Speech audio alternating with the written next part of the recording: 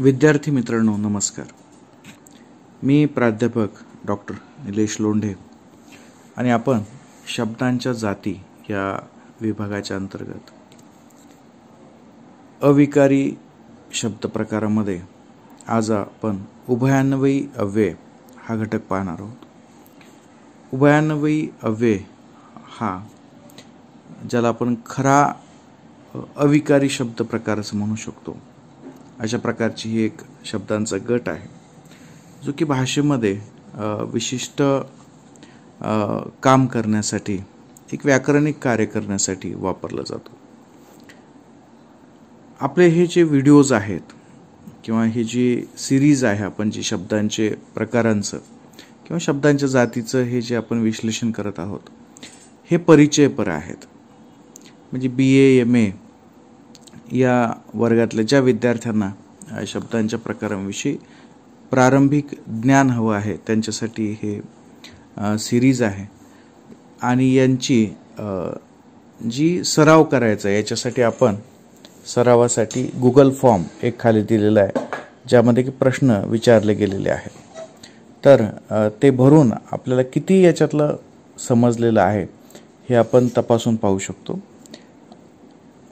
तर आपण जे शब्दांच्या जाती पाहिल्या होत्या त्यामध्ये आपण विकारी आणि अविकारी असे दोन प्रकार पाहिले होते आणि त्यामध्ये आज आपण उभयान्वयी अव्यय ही शब्दाची जात किंवा ही शब्दांचा प्रकार पाहणार आहोत. हा जो उभयान्वयी अव्यय हा जो प्रकार आहे हा वाक्यामध्ये एक विशिष्ट काम करण्यासाठी येत असतो आणि हे विशिष्ट काम असतं दोन शब्द किंवा दोन वाक्य यांना जोडणं. आता इथंच आपण म्हटलेलं आहे दोन किंवा अधिक शब्द. आता इथे याच व्याख्यामध्ये असं झालेलं आहे की दोन किंवा अधिक आपल्याला एक संख्या सांगायची आहे की किती शब्दांना जोडू शकतं. तर इथं त्यांनी सांगितलेलं दोन किंवा अधिक. तर यामधला जो किंवा हा जो शब्द आहे, या किंवा या शब्दांना पर्याय उपलब्ध करून दिलेले आहेत.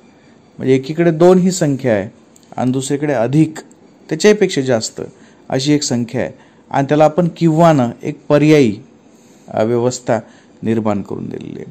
तर अशा पद्धतीनं दोन शब्दांना किंवा दोन वाक्यांना जोडण्याचं जे काम करतो त्याला आपण उभयान्वयी अव्यय असे म्हणतो. बऱ्याच वेळा शब्दयोगी अव्यय आणि उभयान्वयी अव्यय यामधले प्रत्यय थोडेफार सारखे वाटू शकतात, परंतु उभयान्वयी अव्ययाचं एक महत्त्वाचं वैशिष्ट्य असं आहे की हे शब्द वाक्यात स्वतंत्रपणे येतात. त्यांना ते कोणत्याही इतर शब्दांना जोडून येत नाहीत आणि म्हणून शब्दयोगी आणि उभयान्वयी यामध्ये आपण गोंधळ करता कामा नये. आता इथं आपण उदाहरण पाहूयात. मी पोळी आणि भाजी केली आहे अशी एखादी गृहिणी जेव्हा म्हणते तेव्हा याचा अर्थ पोळी आणि भाजी. तर या आणि शब्दानं भाजी आणि पोळीला जोडलेलं आहे, म्हणजे हे एकत्रित आहे, दोन्ही गोष्टी आम्ही केलेल्या आहेत. किंवा आज मी बाजारातून तांदूळ आणि डाळ विकत घेतली. या ठिकाणी काय काय विकत घेतलेले, तर तांदूळ आणि डाळ या दोन्ही गोष्टी मी विकत घेतलेल्या आहेत. या ठिकाणी हे दोन शब्द जोडल्या गेलेले आहेत. तर अशा पद्धतीनं दोन शब्द किंवा दोन वाक्य आपण असं म्हणू शकतो की मला घरी यायला उशीर झाला कारण माझी बस उशिरा सुटली, किंवा मला घरी यायला उशीर झाला कारण माझ्या गाडीतले पेट्रोल संपले होते. तर या ठिकाणी कारण, म्हणून असे हे जे शब्द आहेत ज्याच्याद्वारे की आपण वाक्यांना जोडलेलं आहे, एक मुख्य वाक्य आणि दुसरं उपवाक्य यांना जोडण्याचं काम सुद्धा हे उभयान्वयी अव्यय करत असतात. त्यामुळे भाषेमध्ये उभयान्वयी अव्ययांना अतिशय महत्त्वाचं मानलं जातं.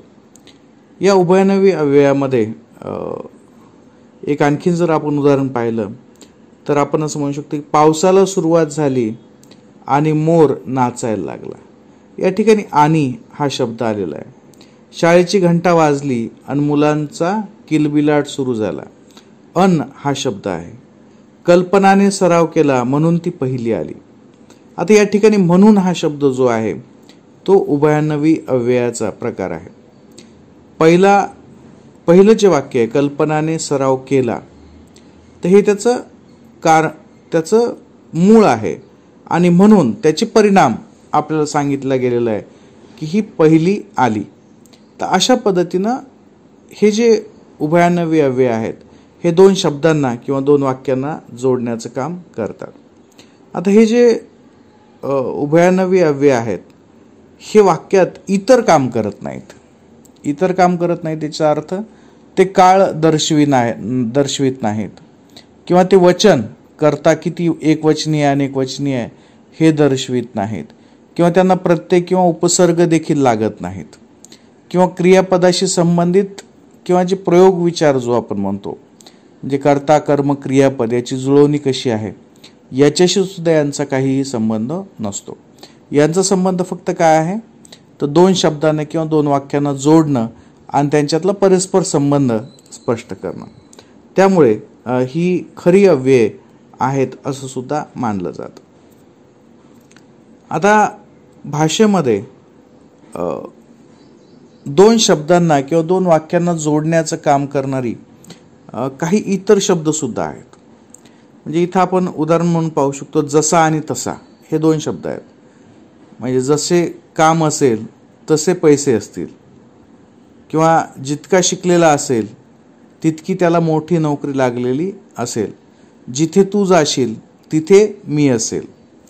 तर या ठिकाणी जिथे तिथे जितका तितका हे जे शब्द आहेत हे देखील दोन वाक्यांना जोडण्याचं काम करतात. परंतु या ठिकाणी गंमत अशी आहे की हे जे शब्द आहेत हे विशेषण आहेत आणि हे विकारी आहेत. विकारी आहेत म्हणजे यांच्यामध्ये बदल होतो. आपण अविकारी शब्द प्रकार पाहत आहोत. या शब्दांच्या जोड्या आहेत. ह्या जोड्या जशाल तशाच वापराव्या लागतात. परंतु अव्यय जशाल तशी दोन दोन जोड्यामध्ये येत नाहीत. अव्यय ही स्वतंत्र येतात आणि म्हणून आपण असं म्हणू शकतो की उभयान्वयी अव्यय नाही आहेत. ही दुसऱ्या शब्द प्रकारातली विकारी शब्द प्रकार आहेत. आपल्याकडे म्हणून परंतु अथवा किंतु आणि ही जी आहेत ही उभयान्वयी अव्ययाचे प्रकार आहेत. तर आपण ही गोष्ट लक्षात ठेवली पाहिजे की उभयान्वयी अव्ययाचंच काम करणारी म्हणजे दोन शब्दांना किंवा दोन वाक्यांना जोडणारी अशी काही शब्द मराठीमध्ये आहेत. परंतु ती अव्यय नाहीत. त्यांना लिंग वचन विभक्तीचे विकार होतात. उभयान्वयी अव्ययामध्ये तसे कोणतेही विकार होत नाहीत. आता हा जो उभयान्वयी अव्ययाचा जो प्रकार आहे हा दोन वाक्यांना किंवा दोन शब्दांना जोडतो. ही जी जुळणी असते ही दोन प्रकारची असते. पहिला प्रकार असेल की दोघेही सारख्याच दर्जाचे असतील. म्हणजे दोन्ही शब्द जर सारख्याच दर्जाचे असतील तर आपल्याला कोणते एक तर त्यांना एकत्रित करावं लागेल सारख्या वस्तू किंवा एकमेकाला पर्याय द्यावा लागेल किंवा एक दुसऱ्यापेक्षा कमी आहे असं दाखवावं लागेल किंवा एकाचा परिणाम म्हणून दुसरं निर्मिती होत आहे. एक गोष्ट घडली म्हणून दुसरी गोष्ट घडत आहे असं आपल्याला दाखवावं लागेल. तर अशा सारख्याच दर्जाच्या ज्या गोष्टी असतात किंवा दोन शब्द असतील किंवा दोन वाक्य असतील तर यांना जोडण्याचं जे काम केलं जातं त्या उभयान्वयी अव्ययांना प्रधानत्व सूचक उभयान्वयी अव्यय असं म्हणतात. आपण सुद्धा बाहेर गेलो तर काही मित्र हे आपल्या बरोबरीचे असतात. आपण त्यांच्यासोबत बरोबरीने व्यवहार करतो. तर काही ठिकाणी एक मोठा असतो आणि एक लहान असतो. तर प्रधानत्व सूचकमध्ये दोन्हीही मोठे असतात. दोन्हीही सारख्याच दर्जाचे असतात. त्यांना समुच्चय बोधक विकल्प बोधक न्यूनत्व बोधक परिणाम बोधक असे चार प्रकारामध्ये परत विभागणी केली जाते. हे शब्दाच्या स्वरूपावरून त्याच्या अर्थावरून हे निश्चित केलं जातं. या ठिकाणी हा जो बोधक हा शब्द आहे याच्याऐवजी दर्शक असा शब्द सुद्धा वापरला जातो. आता बोधक याच्यामधूनच आपल्याला असं लक्षात येतं की हे प्रकार अर्थावरून पडलेले आहेत. म्हणजे उभयान्वयी अव्ययाची उत्पत्ती कशी झाली याच्याऐवजी उभयान्वयी अव्ययाचा अर्थ काय आहे यावरून हे प्रकार पडलेले आपल्याला दिसून येतात. यानंतरचा जो दुसरा प्रकार आहे तो आहे गौणत्व बोधक किंवा गौणत्व सूचक उभयान्वयी अव्यय किंवा गौणत्व दर्शक उभयान्वयी अव्यय. आपण पर्याय वापरू शकतो.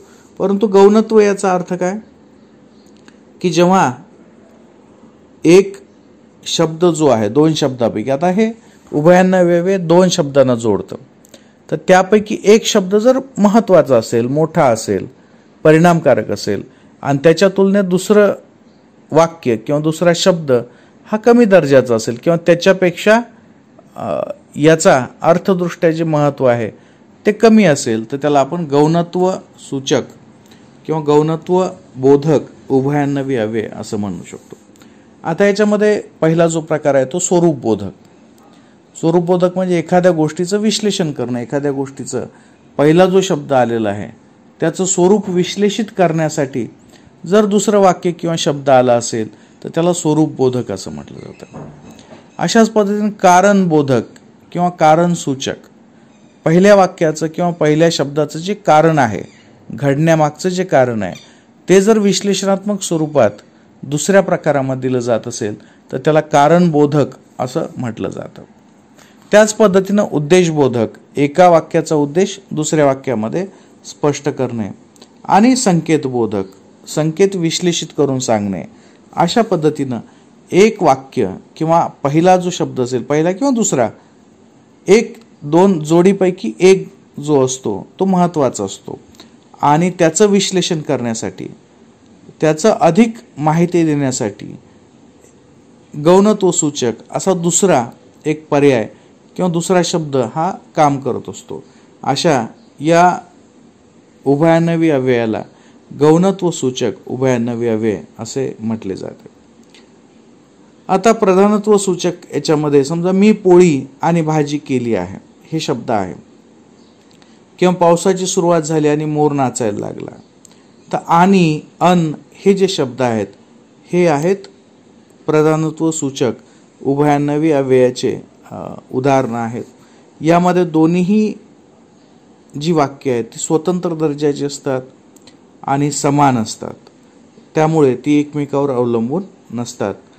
या उलट गौणत्व सूचक जे वाक्य आहे त्यामध्ये एक वाक्य प्रधान असते तर दुसरं वाक्य हे गौण असतं.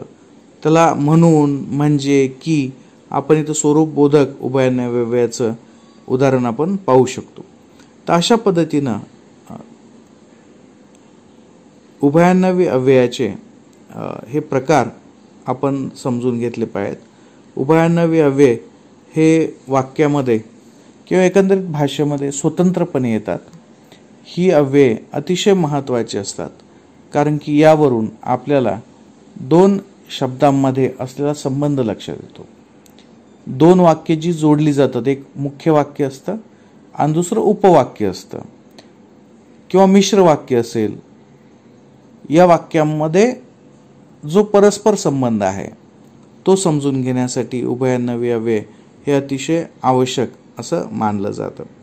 बऱ्याच वेळा उभयान्वयी अव्यय आणि शब्दयोगी यामध्ये गफलत होते, किंवा विशेषण जे काय आहे समजा जसे तसे, जर तर, याला सुद्धा काही लोक उभयान्वयी अव्ययाचंच उदाहरण मानतात.